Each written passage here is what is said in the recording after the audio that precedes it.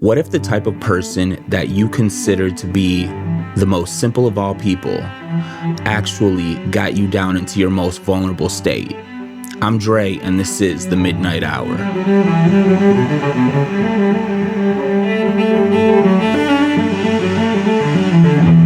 Tonight, we will be looking at some Southern Gothic writing by Flannery O'Connor, specifically her short story, Good Country People.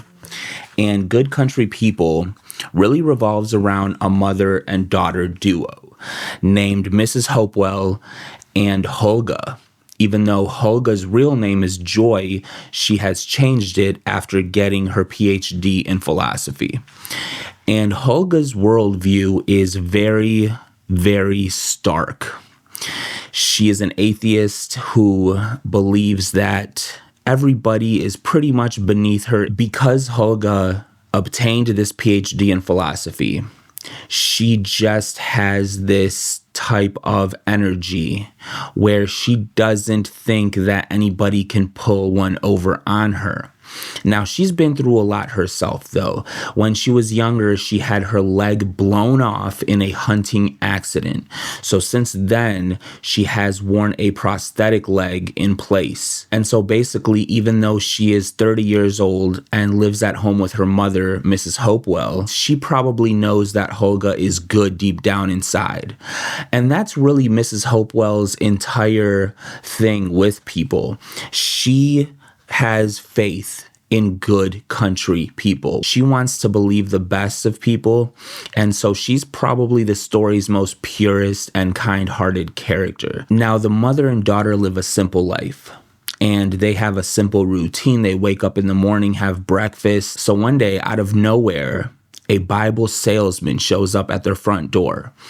And though Mrs. Hopewell knows he's out here selling something and she's really not interested, he then uses the term country people, which pretty much pulls on Mrs. Hopewell's heartstrings. And so she invites him in and over for dinner. Now, at dinner, this Bible salesman meets and shows interest in Hulga, even though Hulga is very cold and very uninterested toward the entire interaction.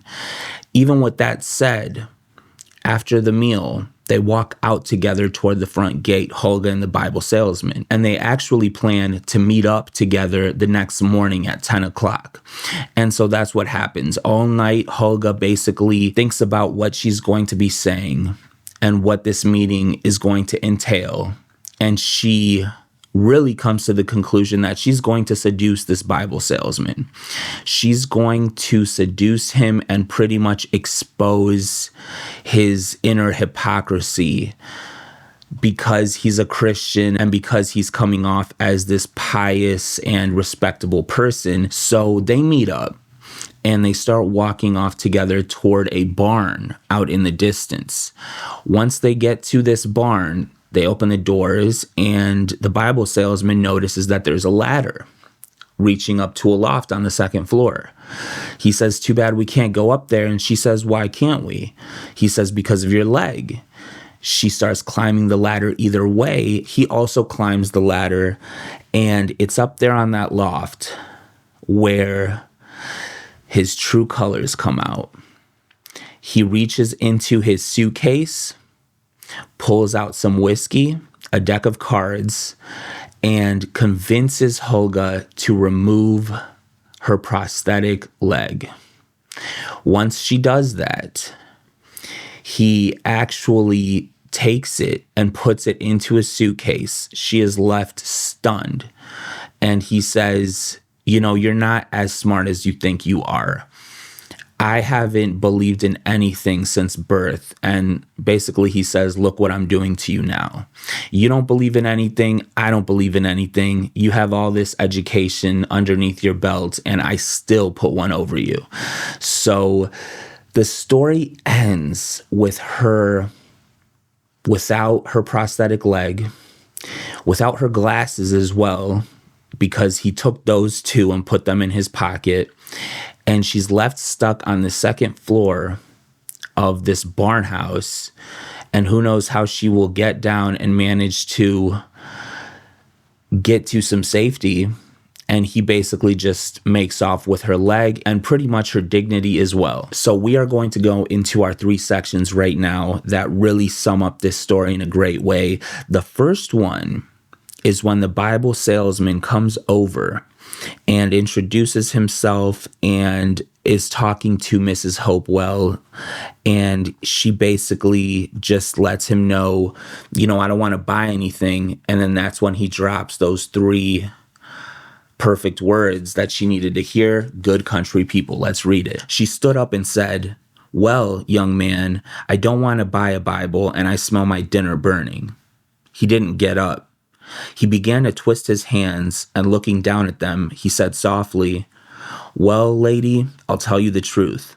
Not many people want to buy one nowadays, and besides, I know I'm real simple. I don't know how to say a thing but to say it. I'm just a country boy." He glanced up into her unfriendly face. "People like you don't like to fool with country people like me." "Why," she cried, "good country people are the salt of the earth. Besides, we all have different ways of doing. It takes all kinds to make the world go round. That's life." "You said a mouthful," he said. "Why, I think there aren't enough good country people in the world," she said, stirred.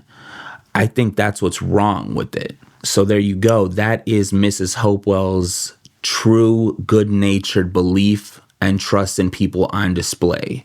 And little does she know, and little does Helga know, the Bible salesman's true motives deep down.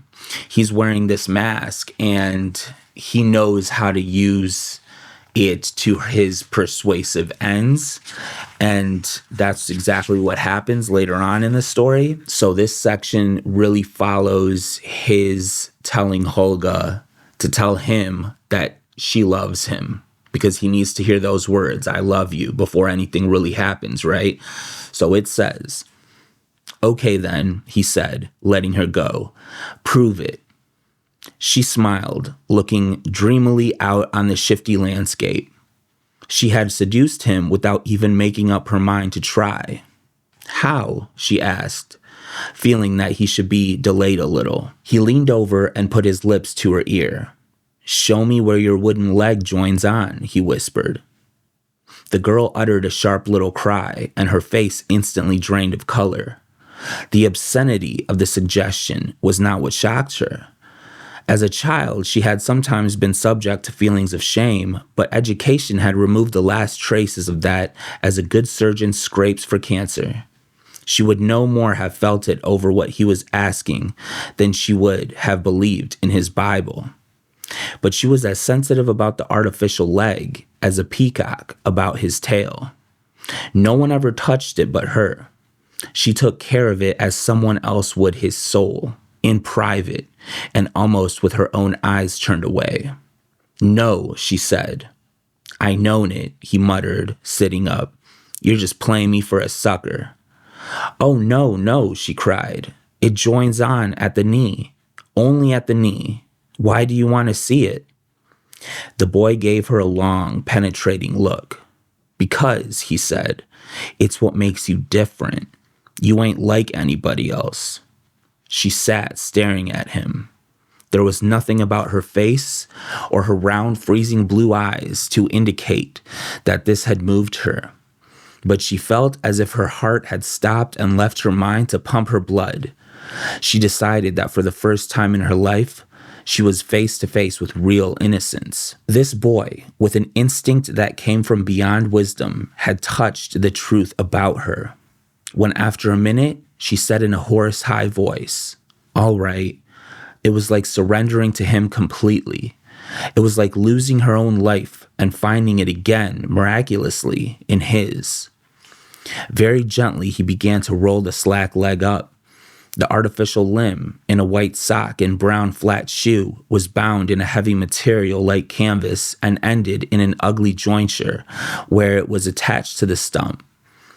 The boy's face and his voice were entirely reverent as he uncovered it and said, "Now show me how to take it off and on."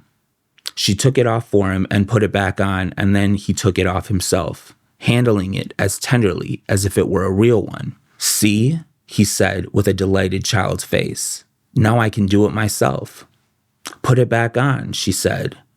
She was thinking that she would run away with him and that every night he would take the leg off and every morning put it back on again. "Put it back on," she said. "Not yet," he murmured, setting it on its foot out of her reach. "Leave it off for a while. You got me instead." This Bible salesman just said the magic phrase. To both her mom and her. To her mom, he said, "country people." To her, to Hulga, he said, "It's what makes you different." And that's exactly what Hulga's always wanted to hear. She's craved that distinction from everyone else around her. And this Bible salesman just gave it to her.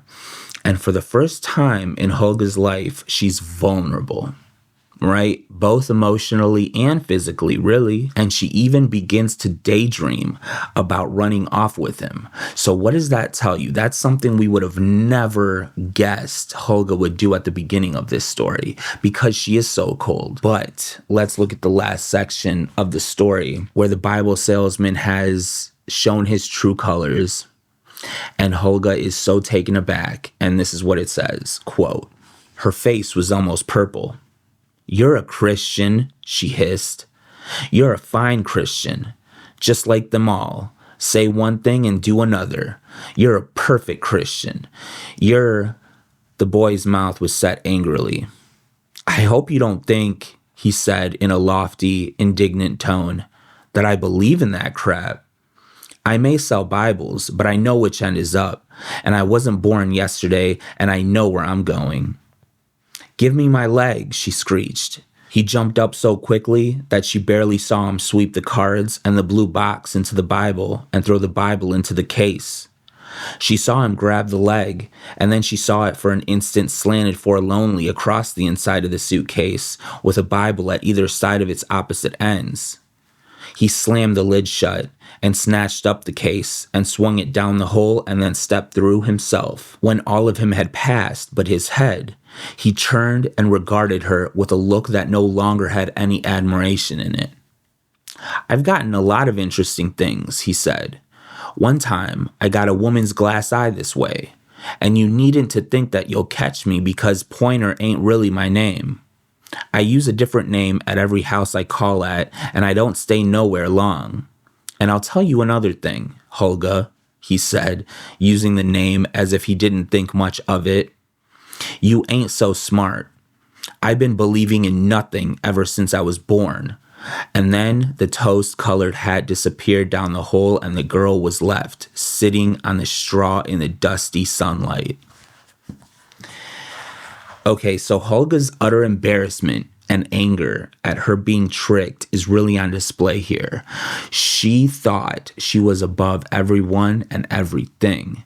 And this simple Bible salesman really took her for a ride at that point. And this also goes to show that she may be very book smart, but she's not very street smart. And we all know people like that.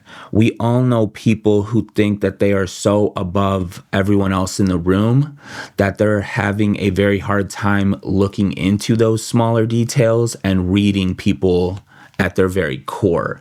And she comes off as one of these people who has this air of aristocracy as soon as she walks into some place. And at the end of this story, she's left completely helpless, and that's something that is very unfortunate and just goes to show that you always have to be on guard. You have to be on watch. You can't think yourself so high and mighty that you get duped into such a vulnerable situation as she is at the end. She's without her glasses. She's without her prosthetic leg. And like we said at the beginning, she's really without her dignity. And hopefully this humbles her a little bit, but I feel like it's only going to put more fuel on the fire, give her even more reason to be angry, and sadly complicate things even further. So that was my summation of tonight's story. And with all of that said, like this video if you felt something, comment with what you thought, and I will see you next Sunday at the midnight hour.